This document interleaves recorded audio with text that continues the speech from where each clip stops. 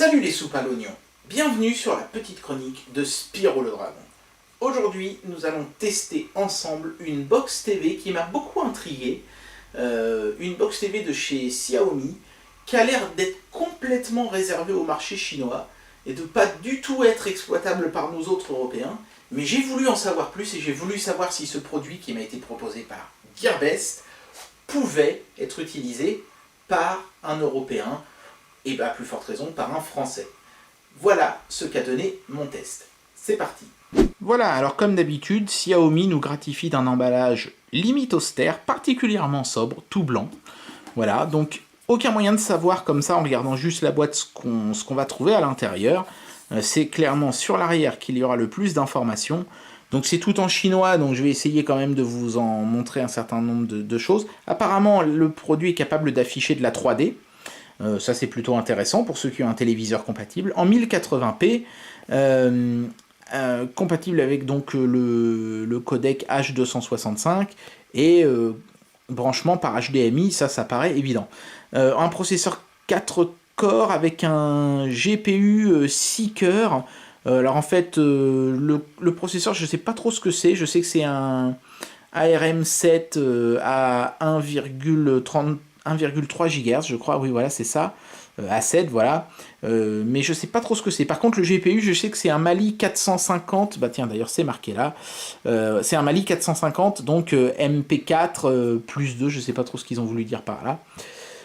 Voilà, donc un processeur graphique honnête, on va dire, sans plus. On a 1 Go de RAM et seulement 4 Go de stockage, c'est pas beaucoup, c'est un peu décevant, d'autant plus qu'on ne pourra pas mettre de micro SD sur ce produit. Par contre, on a du Wi-Fi sur les deux fréquences, 2,4 et 5 GHz, donc ça c'est plutôt pas mal. L'appareil est capable de se connecter en Bluetooth 4.0 et de décoder le Dolby et le DTS. Voilà, donc ça a l'air d'être un produit qui en a quand même sous le capot, tout en restant quand même relativement modeste. C'est normal, hein, vu sa gamme de prix, hein, on le trouvera à moins de 40 € cet objet-là, donc c'est franchement pas cher pour une box TV. Surtout pour une box TV de chez Xiaomi.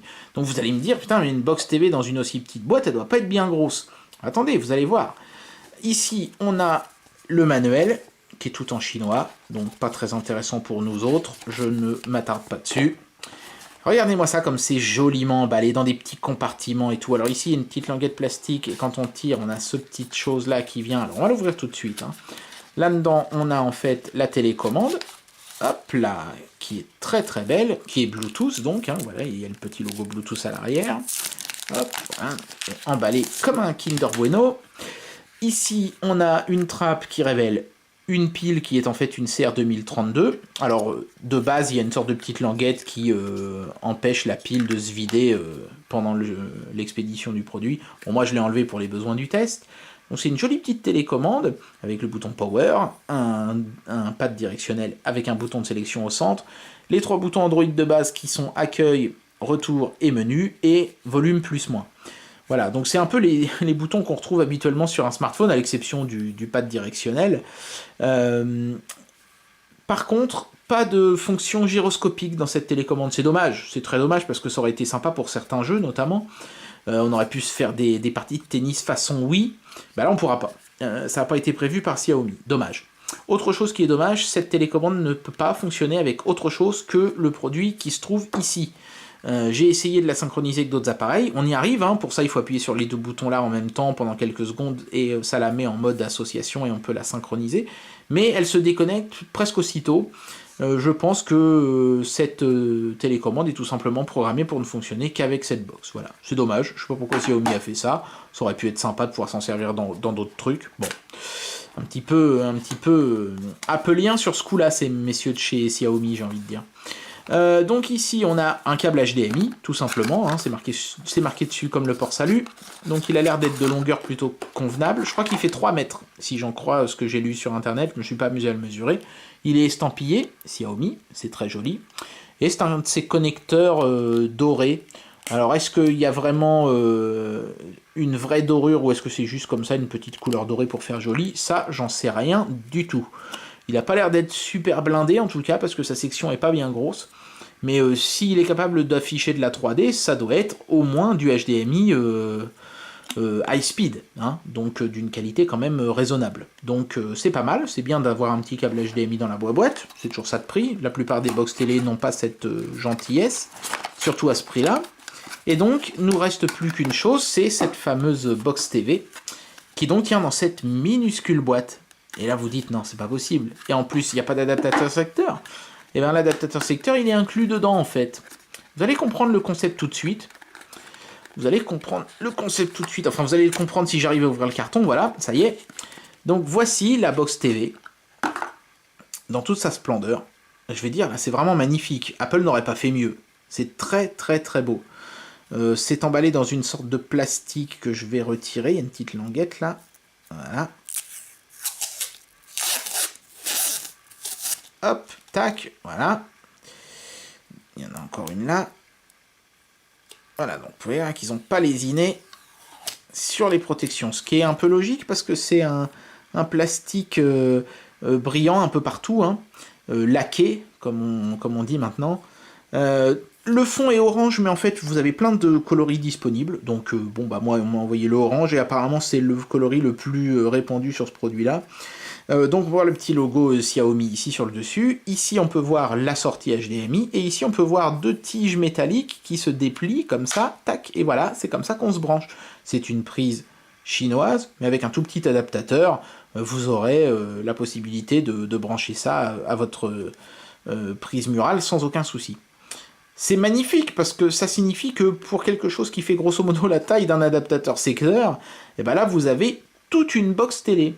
La carte mère de ce truc-là n'est pas plus grosse que la moitié d'une carte de crédit, prétend Xiaomi. Je me suis pas amusé à le démonter pour vérifier, mais a priori je pense que sur les 2 tiers bas du produit, on doit avoir la partie alimentation, transformateur électrique, et dans le tiers haut, voilà, au niveau de l'HDMI, là jusque là à peu près, on doit avoir tout le reste de l'électronique. Donc c'est un bel effort de miniaturisation, c'est le moins qu'on puisse dire.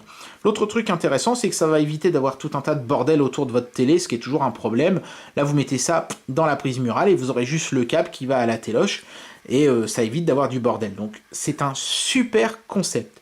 Le seul truc qui manque, c'est une petite fente pour mettre une micro SD. Putain, on a que 4 Go de stockage et vous avez pas mis une micro SD, c'est un peu dommage quand même. Surtout que y a une boutique dessus avec la possibilité d'installer des jeux, des films, etc. 4 Go, ça va être vite plein. C'est plutôt un produit qui est destiné à faire, à mon avis, du streaming que à stocker des choses pour les exécuter ensuite. Ou alors, vous les stockez, vous les exécutez, puis vous les effacez ensuite. Une fois que vous avez vu votre film, vous le giclez. Mais bon, c'est un petit peu bizarre comme truc. Alors, je vais pas m'attarder sur le test de ce produit-là, parce que de toute façon, j'ai bien conscience qu'il s'adresse à un public extrêmement restreint. Donc, je vais vous montrer des screenshots que vous allez pouvoir observer tout de suite, là, pendant que je parle. Et ces screenshots, en fait, vous montrent un peu l'interface graphique du produit. Faites pas attention au bruit que vous entendez, là, en même temps, je suis en train de ranger pendant que je parle. En fait, clairement, on est devant un produit qui nous fait penser, nous autres Français, à ce qu'on retrouve sur nos box internet de nos opérateurs. Et c'est vrai qu'en France, les opérateurs internet ont tendance à nous fournir ce genre de service directement avec notre abonnement internet.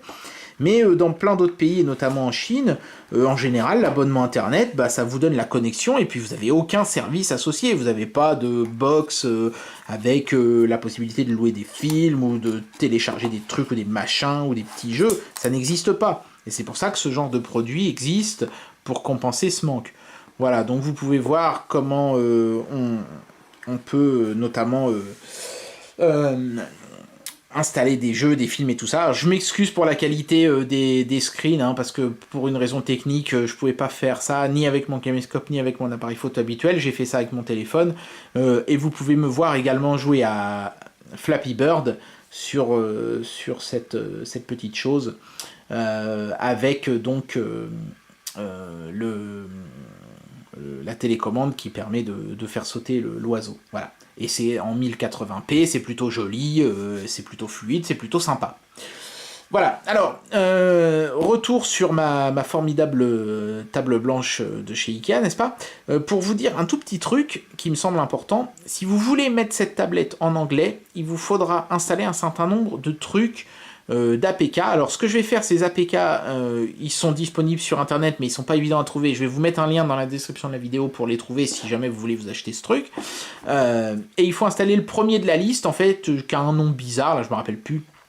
Mais vous installez celui-là et ensuite ça va vous mettre une sorte de panneau avec plein d'options et l'une d'entre elles notamment vous permettra de mettre la langue anglaise à la place du chinois. En fait ça vous met un panneau d'options Android stock et donc vous pouvez aller dans langue, vous savez c'est l'icône avec un A et vous trouverez donc la langue anglaise comme ça.